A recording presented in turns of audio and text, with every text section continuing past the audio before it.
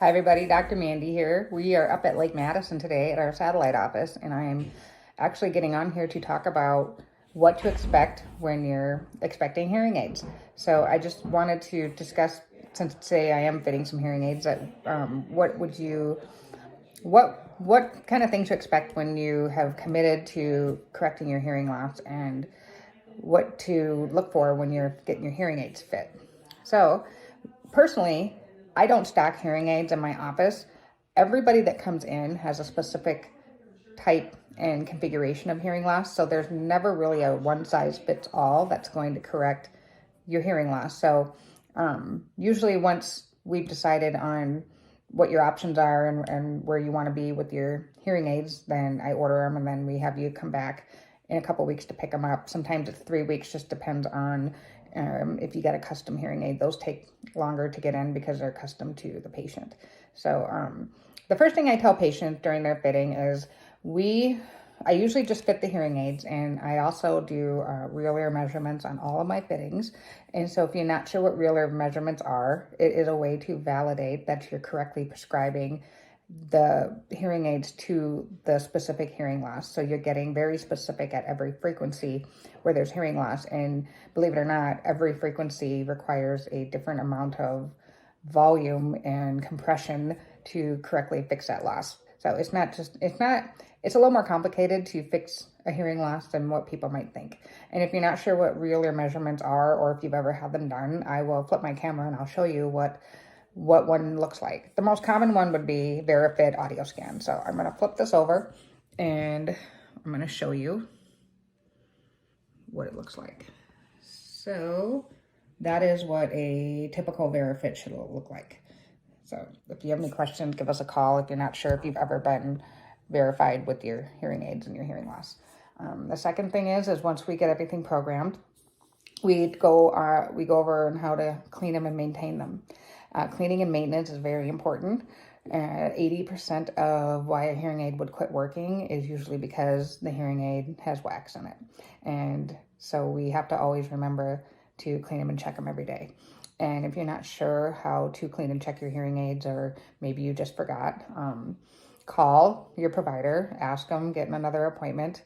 A lot of times when you're getting hearing aid, it is very overwhelming because there's a lot of information that goes in your fitting appointment, and research shows that we only remember maybe 20 to 30% of what's being told to us. And because of that, I personally provide a guide. This one says Lake Madison, but we have one for Sioux Falls, but there is paperwork in here. Everybody gets just little reminders how to clean them and check them.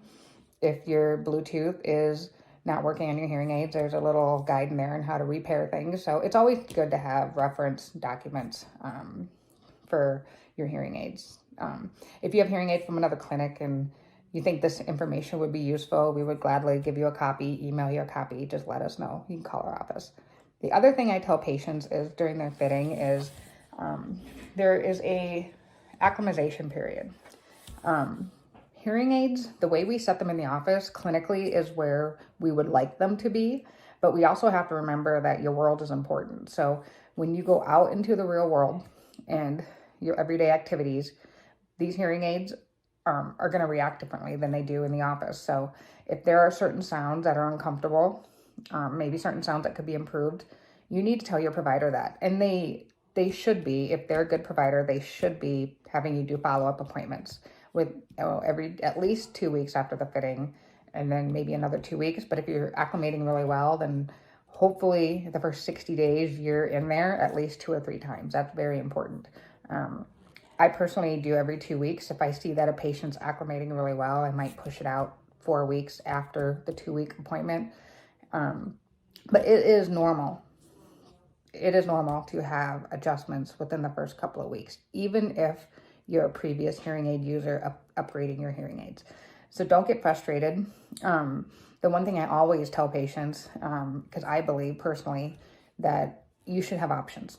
So if you have had hearing aids in the past, you've upgraded, especially if you've used hearing aids before, and you're not 100% satisfied with the next upgrade, don't be afraid to tell your provider, even if you're a new user, because me personally, I have options here. We deal with 8 to 10 different manufacturers because I know that one product does not help everybody in their hearing losses. It's not a one size fits all.